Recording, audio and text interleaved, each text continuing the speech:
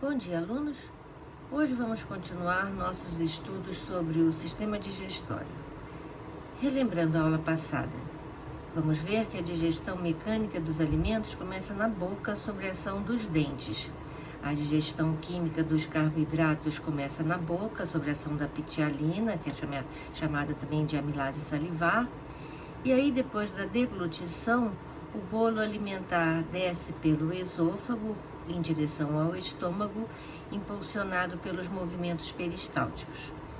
Quando o bolo alimentar chega ao estômago, há a produção de ácido clorídrico, que possibilita a ação da pepsina para começar a digestão química das proteínas. Agora o bolo alimentar recebe o nome de quimo. O intestino delgado é dividido em 3 partes: o duodeno, o jejuno e o íleo. O intestino delgado começa no esfíncter pilórico ou piloro, que é um músculo que faz a ligação entre o estômago e o intestino e que controla a entrada do quimo no duodeno. O intestino delgado é um tubo de paredes finas e possui um comprimento entre 4 a 7 metros e um diâmetro de mais ou menos 4 centímetros. Ele finaliza o processo de digestão e absorve nutrientes por meio de células epiteliais especializadas. Vamos ver as suas 3 partes. A primeira é o duodeno, que é a porção superior e possui mais ou menos 25 centímetros, o que equivale aproximadamente à largura de 12 dedos. Daí o nome duodeno. No piloro desembocam os ductos que levam a bile e o suco pancreático. Assim sendo, é nesta porção que as gorduras são emulsificadas e as enzimas degradam peptídeos, polissacarídeos e triglicerídeos, sobre o qual falaremos separadamente já já. Analisando o duodeno internamente, vemos que ele possui várias vilosidades e microvilosidades que aumentam enormemente a superfície de absorção do mesmo. As vilosidades podem chegar a 3.000 por célula. O jejuno está localizado logo após o duodeno e apresenta velocidades mais longas e a maior proporção do intestino delgado, com mais ou menos 4 metros de comprimento. O íleo é a última porção e tem em média 1,5 metro de comprimento. Suas velocidades são mais curtas e nesta porção se encontram nódulos linfáticos em grande quantidade, que o conjunto é denominada placa de Peyer e funciona interagindo com antígenos e produzindo respostas imunológicas. O intestino tem um papel fundamental no desempenho do sistema imunológico. Ele é o principal órgão de defesa da imunidade, com mais da metade das nossas células de defesas imunes, os linfócitos, que residem lá. Esses linfócitos ajudam a identificar os alimentos e as bactérias da flora intestinal e atacam qualquer coisa que seja estranha ao nosso corpo. Elas desencadeiam um procedimento de advertência. Às vezes nos avisam, mandam avisos falsos que podem ser desencadeados por um ataque do sistema imunológico, mas por uma intolerância ou uma alergia. Isso às vezes ocorre quando a flora intestinal está desequilibrada.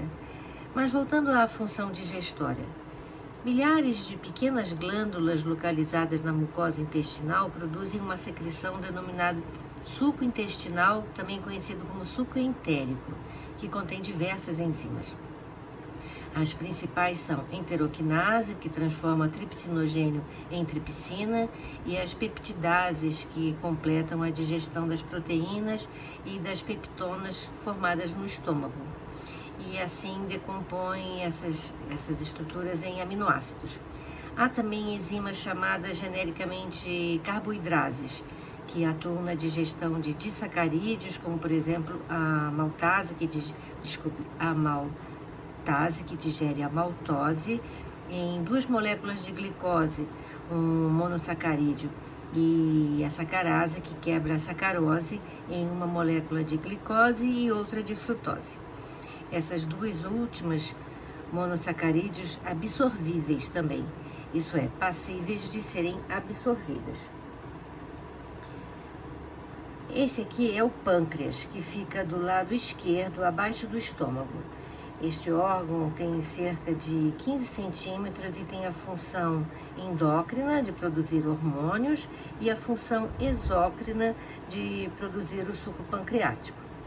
As células pancreáticas secretoras de enzimas formam pequenas bolsas denominadas ácidos pancreáticos, dos quais partem ductos finos secretores que se fundem formando o ducto pancreático.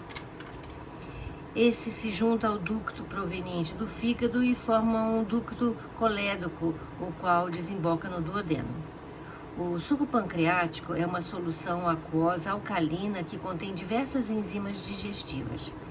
A alcalinidade do suco pancreático se deve à presença de bicarbonato de sódio, que neutraliza a acidez do quimo e eleva o pH do conteúdo intestinal a valores em torno de 8, 8,5, por exemplo, mais ou menos, que é uma condição ideal para a atuação das enzimas do suco intestinal e também do suco pancreático. Vamos voltar a falar sobre essas enzimas já, tá? E esse aqui é o fígado, é a maior glândula do corpo humano. Ele apresenta várias funções essenciais para o funcionamento do organismo, como eliminação de substâncias tóxicas e a produção de bile, um produto essencial para a digestão das gorduras. Ele está localizado na parte superior direita do abdômen, abaixo do diafragma e acima do estômago, do rim direito e dos intestinos. Ele tem cerca de 20 centímetros de comprimento e pesa mais ou menos 1,5 kg em homens e 1,2 kg em mulheres. Ele tem uma grande capacidade de regeneração e por isso se pode doar uma parte do fígado mesmo em vida. O fígado participa da digestão das gorduras através da produção de bile, que é um suco digestivo capaz de quebrar gorduras. Outra função do fígado é o armazenamento de vitaminas, também a destruição de hemácias que duram mais ou menos 120 dias, a regulação da coagulação sanguínea, a transformação de amônia em ureia, o metabolismo de medicamentos e também do álcool, e também a destruição de micro-organismos, dentre outras várias funções. Porém, hoje nós vamos ver a sua função digestória, que é a produção de bile. A bile é uma secreção produzida pelo fígado e armazenada na vesícula biliar. Ela é composta por diversas substâncias, sendo as principais água, sais biliares, colesterol e bilirrubina. Depois que a pessoa come, a bile armazenada é liberada no intestino para ajudar a digestão. A bile possui um sabor amargo e tem a coloração amarelo esverdeada. Ao entrar na vesícula biliar, ela fica armazenada, podendo ser acumulada entre 20 e 50 mililitros de fluido. A produção de bile pode chegar até 1 litro por dia. Em alguns casos, pode-se desenvolver chamadas pedras na vesícula biliar, que são cálculos biliares que se localizam ou na vesícula ou em algum dos seus ductos. O motivo mais comum da formação desses cálculos está relacionado ao colesterol, ou seja, às gorduras que não são dissolvidas pela bile e, na maioria dos casos, recomenda-se cirurgia para a remoção da vesícula. Muitos alunos me perguntam se a pessoa que retira a vesícula pode comer gorduras. Bem, pode comer normalmente, porque a vesícula não produz a bile, ela só guarda. Porém, comer muitos alimentos gordurosos leva a outros problemas de saúde, como obesidade, ok? Antes de continuarmos, vamos fazer um parêntese e falar um pouquinho sobre uma dúvida frequente. Qual a diferença entre alergia e intolerância alimentar? Bem, Alergia é uma hipersensibilidade a uma determinada substância que é conhecida como alérgeno, que pode ser tocado ou ingerido. Pode ser inconveniente, irritante e até fatal. Intolerância e sensibilidade são diferentes das alergias, embora os sintomas possam ser semelhantes. As causas, as reações do nosso corpo e as implicações de saúde são diferentes. Neste caso, a pessoa tem dificuldade na digestão de determinados alimentos, então ela tem intolerância. É uma reação adversa do corpo a determinado alimento pela ausência de enzimas no organismo responsáveis por digerir e absorver a comida total ou parcialmente. A mais comum é a intolerância ao glúten, que é uma proteína do trigo, e também intolerância à lactose, que é açúcar do leite. A intolerância é bem mais comum do que a alergia alimentar e afeta pessoas sem antecedentes ou histórico familiar. A intolerância predominantemente aparece em adultos e a alergia, que muitas vezes é um problema hereditário, aparece em crianças.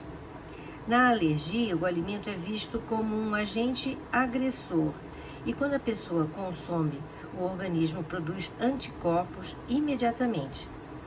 Cada tipo de alérgeno gera uma resposta imunológica que pode ser mais ou menos grave, dependendo da suscetibilidade do indivíduo.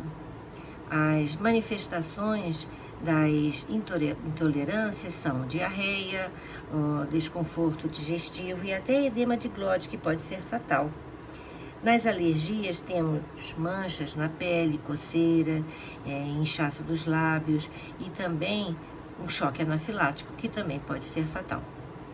Vale destacar que existem mais de 170 alimentos considerados alergênicos, porém no Brasil os mais comuns são alergia ao leite de vaca e também a camarão. Uma pessoa com intolerância alimentar ou alergia alimentar precisa adotar uma estratégia de reposição nutricional para evitar tanto os seus sintomas típicos como a piora de outros quadros de saúde. E por isso, em qualquer um dos casos, sempre procure orientação médica, combinado? Bem, voltando aqui a esse slide, vamos ver cada item de cada suco estudado. Começando pelo suco pancreático, que é produzido, lógico, pelo pâncreas e age no intestino delgado. As enzimas são a amilase pancreática, que vai agir sobre o amido, que porventura tenha escapado da amilase salivar. E aí temos a maltose, que é um disacarídeo, como eu já falei. Temos também a lipase pancreática, que age sobre os lipídios, quebrando-os em ácidos graxos e glicerol já absorvíveis. Vejam então que as gorduras começam e terminam sua digestão química no intestino delgado, sob a ação do suco entérico e, como veremos, também no suco pancreático.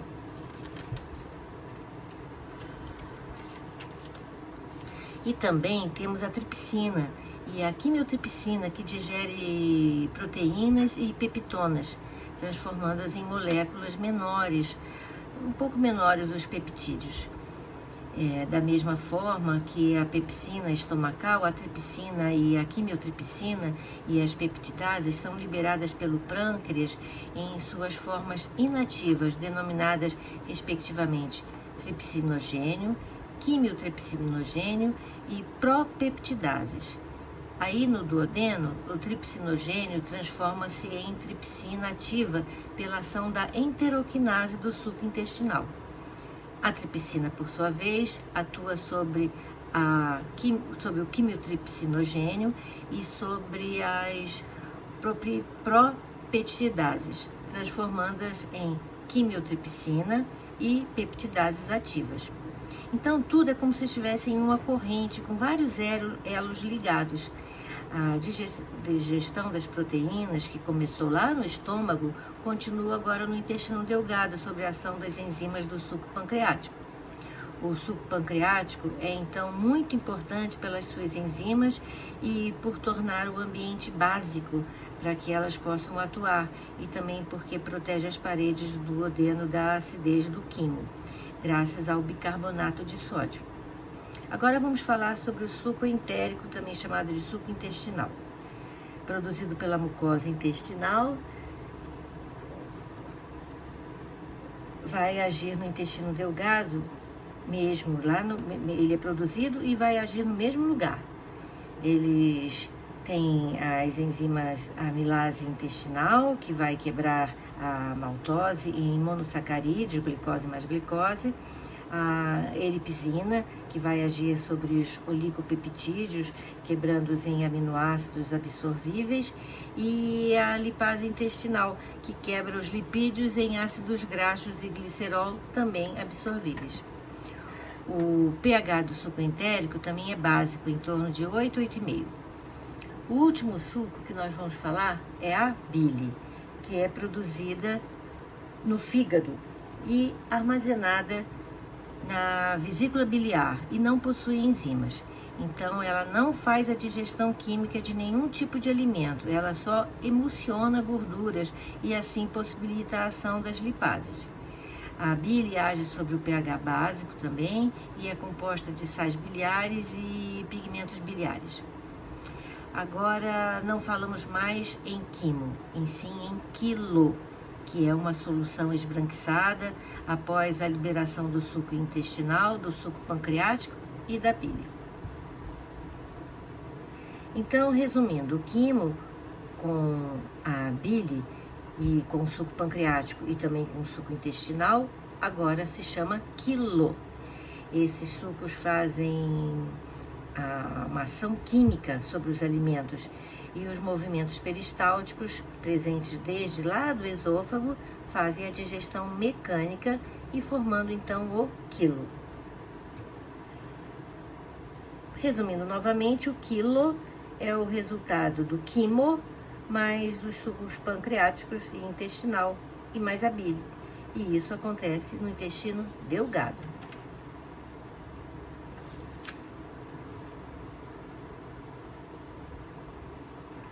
Para vocês não esquecerem, alimento mais saliva igual a bolo alimentar na boca. Bolo alimentar mais suco gástrico igual a quimo no estômago. Quimo mais suco pancreático mais suco entérico mais bile igual a quilo no duodeno. Mas isso tudo não adiantaria de nada se não absorvêssemos os nutrientes contidos nos diferentes alimentos. E aí entram as microvilosidades, como eu já falei. Elas aumentam a superfície de contato do alimento com o intestino, pois apenas poucas substâncias podem ser absorvidas diretamente no estômago, como por exemplo o álcool etílico e a água e alguns sais minerais. Os aminoácidos e glicídios atravessam as células da mucosa intestinal e passam para o sangue, que circula nos capilares sanguíneos do intestino.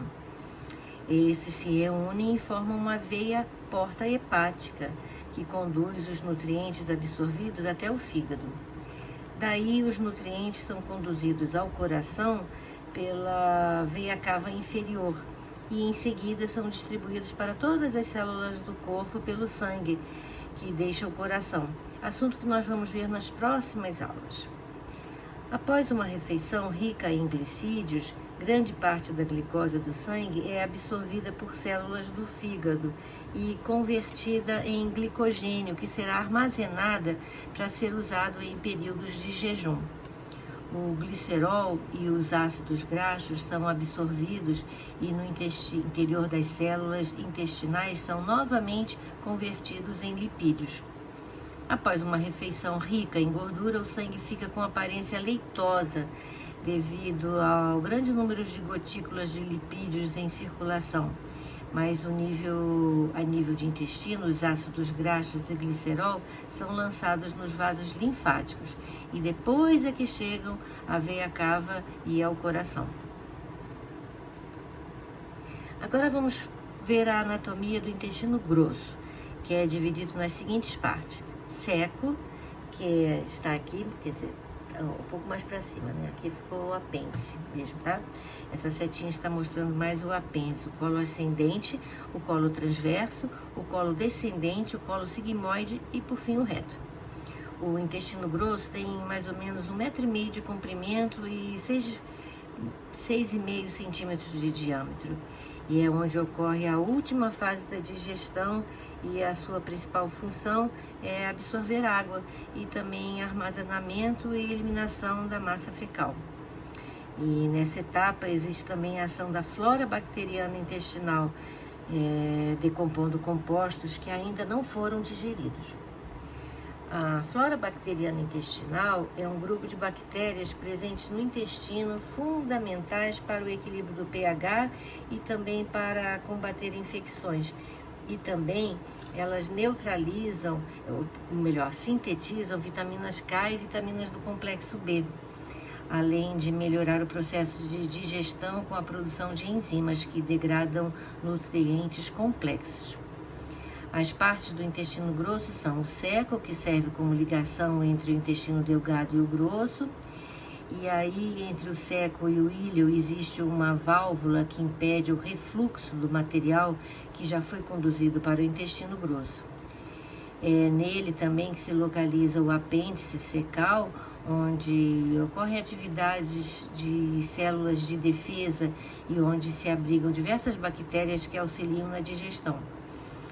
Quando o apêndice se inflama, nós temos a chamada apendicite e muitas vezes deve ser retirado cirurgicamente. O colo ascendente sobe verticalmente quase até a altura do fígado. O colo transverso se localiza horizontalmente. O colo descendente desce verticalmente e o colo sigmoide se segue ao reto. O reto tem cerca de 15 centímetros. Na sua parte mais dilatada, armazena as fezes, até que sejam eliminadas. Por volta dos 2 anos, mais ou menos, a criança já aprende a controlar os esfíncteres do reto, o esfíncter interno e o externo. E a eliminação das fezes somente acontece em ambiente adequado. Os restos não aproveitados de uma refeição levam mais ou menos 9 horas para chegar ao intestino grosso e aí permanecem geralmente por 1, 2 ou 3 dias. Durante esse período há uma intensa proliferação de bactérias e parte da água é absorvida. Aí formam-se as fezes. Quanto mais tempo aí permanecerem, mais água é absorvida e mais seca ficam as fezes. Cerca de 30% da parte sólida das fezes é composta de bactérias vivas e bactérias mortas.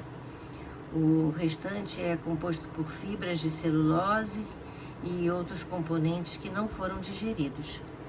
São pigmentos biliares que dão a cor marrom escura das fezes. Aí se proliferam importantes bactérias que mantêm relações de trocas de benefícios com os hospedeiros humanos. As bactérias produzem vitaminas K e vitaminas do complexo B e nós as alimentamos e lhes damos abrigo. Elas formam a flora intestinal. Novamente aqui citamos a absorção da água e também a formação das fezes com os produtos não absorvidos. E quem controla esse processo?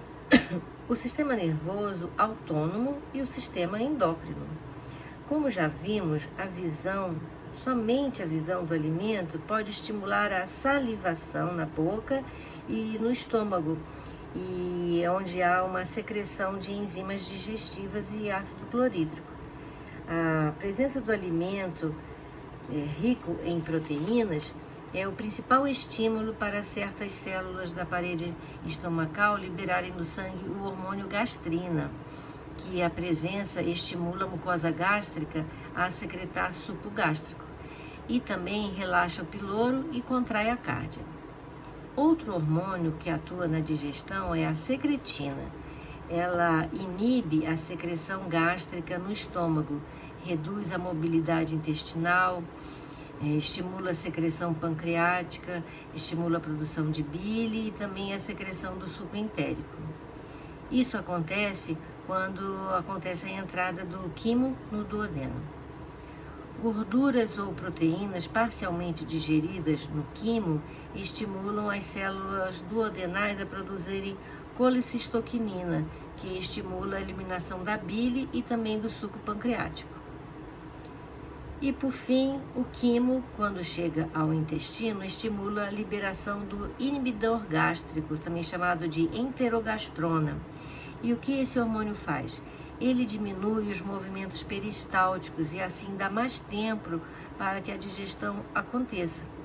Essa liberação é diretamente proporcional ao teor de gordura ou carboidratos no quimo. Então, quanto mais gorduroso ou mais carboidratos tiver na sua alimentação, mais enterogastrona você vai produzir.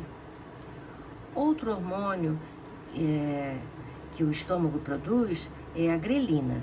E sua principal função é estimular a fome e assim avisa ao cérebro que é hora de comer. Já a lipsina dá a sensação de saciedade. Como ela é produzida no trato digestório, tem que cair na circulação sanguínea e aí chegar ao cérebro e levar um tempinho até o nosso cérebro entender que já comemos o suficiente. Quando nós comemos muito rápido, acabamos comendo um pouco a mais do que na realidade precisaríamos. Com esse hábito por anos seguidos, nosso estômago pode se dilatar e aí vamos comer cada vez mais para ter a mesma sensação de saciedade. Esse é um dos muitos motivos que podem levar à obesidade. Lógico que a ingestão de alimentos muito calóricos é a principal. Talvez, mas até aspectos genéticos e culturais interferem na forma que damos ao nosso corpo. Além dos hábitos mais ou menos saudáveis associados à prática de atividade física, o biotipo, as escolhas, a genética e a cultura e o passar dos anos atuam na quantidade de gordura que acabamos acumulando, muitas vezes nas áreas mais desagradáveis possíveis do nosso corpo. Os homens geralmente na região abdominal e as mulheres geralmente nos quadris. Esse slide repete em forma de quadro resumido tudo que acabamos de falar a respeito dos hormônios. Então, o hormônio, a fonte, o que estimula a produção desse hormônio e como ele age, tá bom? E esse slide resume as ações dos hormônios que controlam a digestão, que também eu já falei. Então, os hormônios que são produzidos, aonde são produzidos e quais as funções que eles desempenham. Então, revisando, vamos assistir a um vídeo bem legal que mostra o caminho do alimento dentro do sistema digestório e aí você pode até aproveitar para treinar o seu inglês. And with her new teeth, she can take on more solid foods. Digestion starts in the mouth. Teeth grind up the food. A digestão começa na Then, boca. special glands under the tongue pump out saliva Ação dos dentes, da língua, to da help saliva, break down and lubricate the food on its 12-hour, 13-foot journey through the gut. It'll pass from the stomach into the coils of the small intestine before finally passing into the large intestine. caminho do alimento, nós vamos ver detalhadamente. Waves of contracting muscle keep the food moving, a process called peristalsis. Os movimentos peristálticos que empurram o bolo alimentar, aqui chegando ao These estômago. contractions are so powerful, you can even eat upside down. Nós podemos comer de cabeça para baixo. For the first time, a new camera shows a high-definition view of how food travels through our bodies and into our stomachs. Está dizendo que foi a primeira vez que foi filmado o alimento chegando no estômago. Veja as velocidades aqui no estômago, né? O muco que faz com que o estômago brilhe. Food enters the stomach through a hole at the top.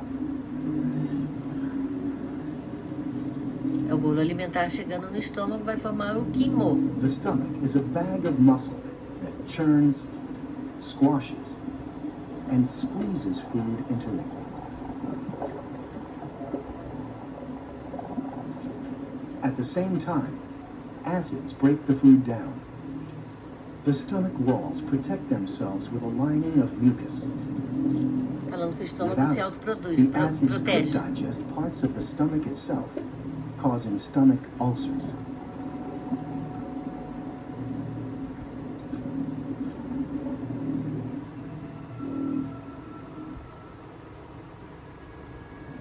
About an hour later, the stomach squeezes the broken down food out through a tiny hole called the pyloric sphincter.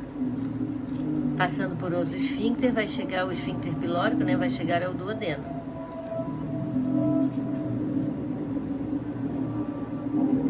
The food enters the small intestine, an 11-foot coil of tube where we absorb most of the nutrients.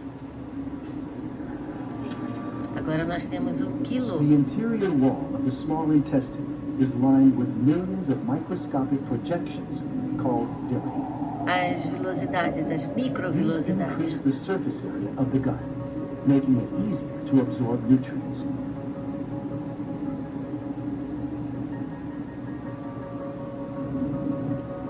First, the pancreas pumps out a juice that neutralizes stomach acid.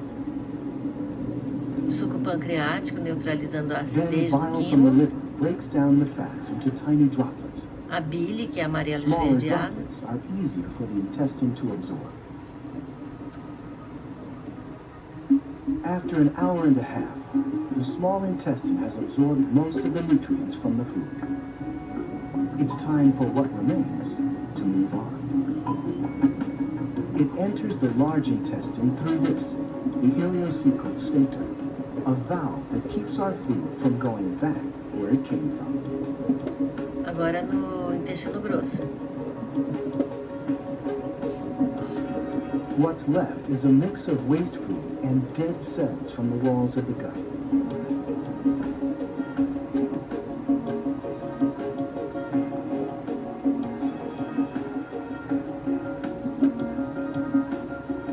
The large intestine's main job is to extract water from it. Lots of bacteria live here too, As but it bactérias isn't que because of vivem the aí, infection. We actually need them. They produce enzymes that break down complex carbohydrates in our food. Carbohydrates we couldn't otherwise digest.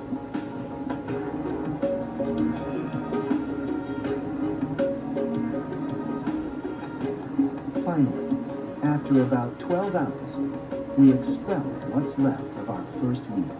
depois de mais ou menos 12 horas, nós vamos eliminar o que não foi absorvido.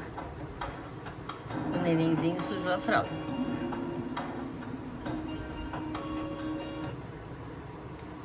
Muito lindo, né, esse vídeo?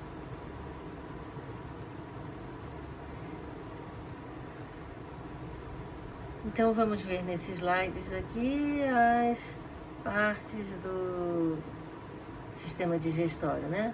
As glândulas salivares na boca, seguindo a faringe, o esôfago, o estômago, o fígado, o pâncreas ali escondidinho ali atrás, o intestino delgado, o intestino grosso, o reto e finalmente o ânus. E esse slide faz o mesmo, bem resumido, né? Faz o mesmo resumo bem legal do local do corpo em que as enzimas atuam e os seus resultados da digestão dos carboidratos, que começa na boca, nada acontece com os carboidratos no estômago e termina no intestino, e quando absorvemos os monossacarídeos. Aqui o mesmo slide sobre a digestão química das proteínas, que inicia no estômago e termina no intestino quando absorvemos os aminoácidos. Por fim, a digestão resumida dos lipídios, que começa e termina no intestino, e finalmente absorvemos ácidos graxos e glicerol. Esse slide resume toda a digestão química e destaca também os diferentes sucos digestórios, né? E o pH de cada parte do tubo digestório. E para terminar essa aula, eu acho muito interessante esse assunto, vamos ver esse super resumo que vocês podem consultar sempre que forem estudar.